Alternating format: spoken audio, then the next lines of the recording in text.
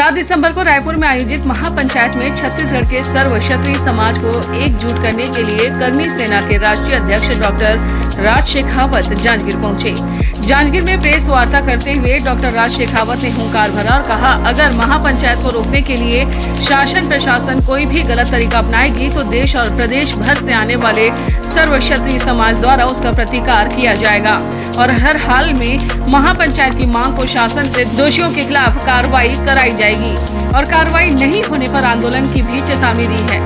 गुजरात से छत्तीसगढ़ पहुंचे कर्मी सेना के राष्ट्रीय अध्यक्ष डॉक्टर राज शेखावत ने आज जांजगीर चांपा जिला में प्रेस वार्ता ली। उन्होंने रायपुर के तोमर बंधुओं के परिवार पर हुए पुलिस प्रताड़ना के मामले में 7 दिसंबर को रायपुर में आयोजित महापंचायत के विषय में जानकारी दी और कहा कि पुलिस वीरेंद्र तोमर के खिलाफ अपराध पंजीबद्ध कर जाँच करे और दोषी है तो न्यायालय उसका फैसला करे। लेकिन रायपुर पुलिस ने जिस तरह मानवाधिकार का हनन किया, महिलाओं के साथ अश्लीलता की, उसके खिलाफ कर्मी सेना मैदान में उतर गई है और प्रदेश भर के सभी क्षत्रिय समाज के साथ सर्व समाज से इस महापंचायत में शामिल होने का न्योता दे रहे हैं। उन्होंने जहां 7 दिसंबर को रायपुर में आयोजित महापंचायत देश और प्रदेश के लिए ऐतिहासिक होगा, जिस तरह पुलिस मानवाधिकार का हनन करती है उनके खिलाफ कार्रवाई और महिलाओं के साथ अभद्रता करने वालों पर कार्रवाई की मांग को लेकर देश भर से क्षत्रिय और सर्व समाज के लोग रायपुर आएंगे और राज्य सरकार से दोषियों के खिलाफ कार्रवाई की मांग करेगी। मांग पूरी नहीं होने तक आंदोलन जारी रहेगा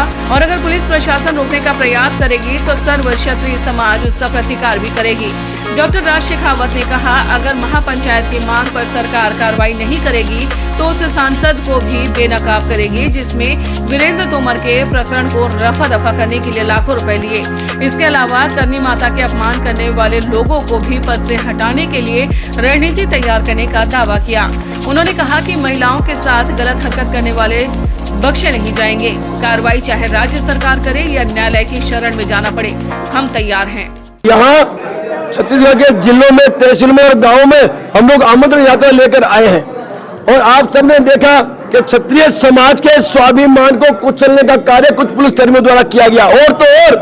हमारे क्षत्रिय समाज की बहन, बेटी और बहू की इज्जत को तार-तार करने का काम एक पुलिस अधिकारी द्वारा किया गया। अब